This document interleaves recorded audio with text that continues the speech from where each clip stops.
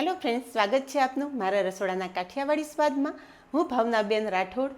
આજે આપણે બનાવીશું રીંગણ બટેકાનું શાક, જે ભરેલા શાકને ટક્કર મારે ને એવું બનશે।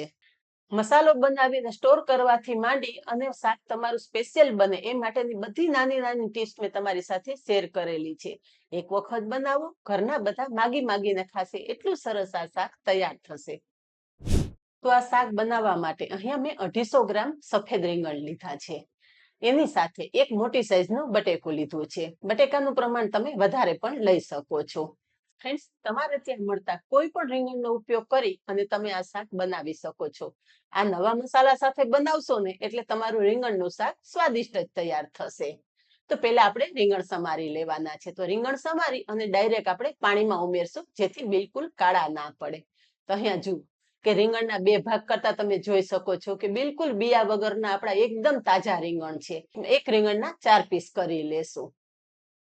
બને ત્યાં સુધી રીંગણ આ રીતે જ લેવાના અને રીંગણના બે ભાગ કરીને આ રીતે સમારશો ને એટલે જો કોઈ રીંગણ વચ્ચે ખરાબ હશે ને તો એ પણ ખબર પડી જશે અને તમારા રીંગણનું શાક પરફેક્ટ તૈયાર થશે।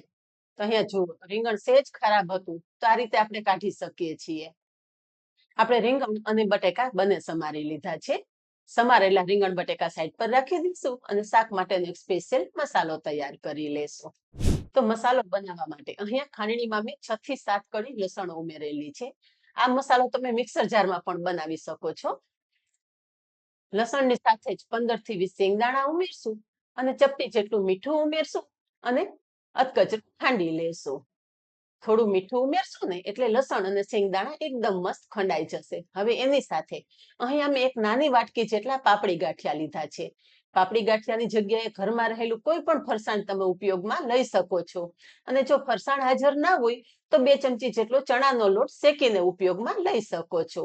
તો પાપડી ગાંઠિયા પણ લસણ અને શેંગદાણા સાથે સરસ ખાંડી લેશું।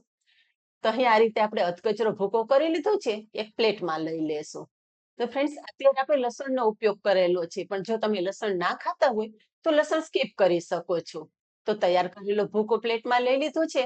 હવે બાકીના મસાલા ઉમેરી દઈએ। તેમાં 1 ચમચી લાલ મરચું પાવડર, જો તમે તીખું ખાવું પસંદ કરતા હોય તો 1.5 ચમચી લાલ મરચું પાવડર ઉમેરી શકો છો। સાથે અડધી ચમચી હળદર, 1 ચમચી ધાણા જીરું અને સ્વાદ પ્રમાણે મીઠું ઉમેરશું।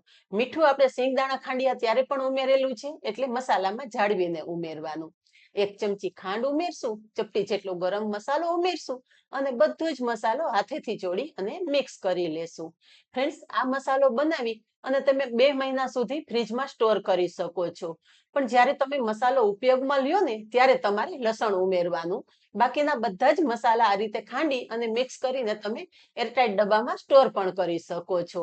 સવારની ભાગદોડમાં બિલકુલ સમય ના હોય અને ત્યારે જો ભરેલા શાક બનાવવાના હોય ને તો આ મસાલો તમને ખૂબ જ ઉપયોગી થશે। તો અહીંયા તમે જુઓ કે આપણો સ્પેશિયલ મસાલો તૈયાર થઈ ગયો છે। ચાલો હવે શાક બનાવી લઈએ। તો શાક બનાવવા માટે કુકરમાં 4 ટેબલસ્પૂન જેટલું તેલ ઉમેરશું। સાથે અડધી ચમચી રાઈ જીરું ઉમેરશું અને 15 થી 20 સૂકી મેથી દાણા ઉમેરશું। હવે અહીંયા મેં 6 થી 7 મીઠા લીમડાના પાન આ રીતે સમારીને લીધા છે, એ ઉમેરી દેશું। મીઠા લીમડાના પાન કકડી જાય એટલે ચપટી હિંગ ઉમેરશું અને 2 મીડિયમ સાઈઝના ટમેટાના ટુકડા પણ ઉમેરી દેશું। તરત જ ઢાંકણ ઢાંકી દેશું, જેથી વઘાર બિલકુલ બહાર ના ઉડે। થોડી વાર પછી ઢાંકણ ખોલી અને આપણે ટમેટા અને મસાલો, ટમેટા અને રાઈ જીરું બધું એકદમ સરસ મિક્સ કરી લેશું। અહીંયા ટમેટા થોડા સોફ્ટ થાય ને એટલે આપણે જે તૈયાર કરેલો મસાલો છે ને એ મસાલો કુકરમાં ઉમેરી દેશું।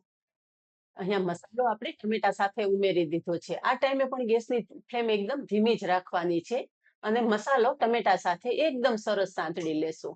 ફ્રેન્ડ્સ, આપણે કાચા શેંગદાણા અને લસણનો ઉપયોગ કરેલો છે ને તો મસાલો તમે આ રીતે સાંતળી લેશો ને એટલે સ્વાદ ઉભરીને આવશે, એટલું મસ્ત તમારું આ શાક તૈયાર થશે। ફ્રેન્ડ્સ, મારો પ્રયત્ન હંમેશા એવો જ હોય કે મારા વ્યુઅર્સ સાથે એકદમ ઇઝી અને ક્વિક રેસીપી શેર કરું।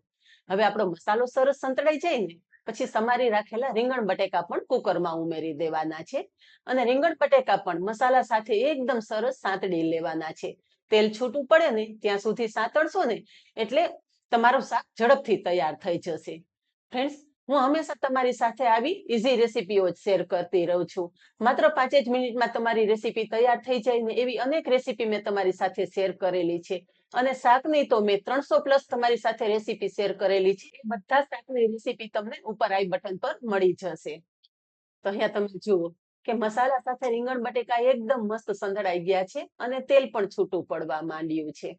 ફ્રેન્ડ્સ, તમારી સાથે અનેક શાકની રેસીપી શેર કરેલી છે, પણ જો તમારા પસંદગીના કોઈ શાક તમારે જોવા હોય તો એ મને કમેન્ટ કરીને જણાવજો, તો એ રેસીપી પણ હું તમારી સાથે શેર કરીશ.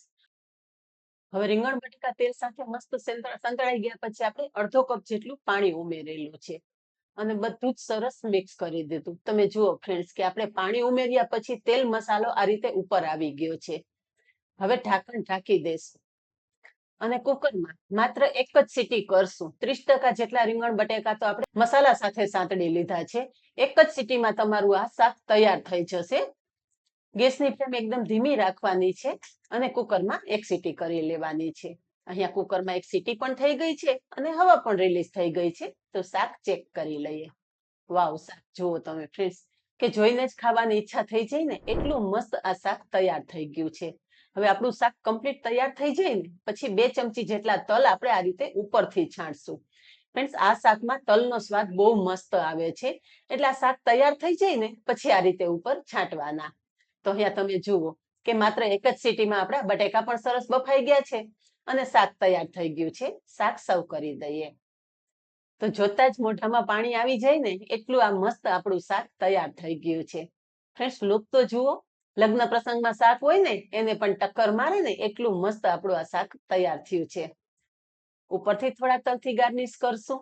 તો ફ્રેન્ડ્સ, આજનો વિડીયો કેવો લાગ્યો?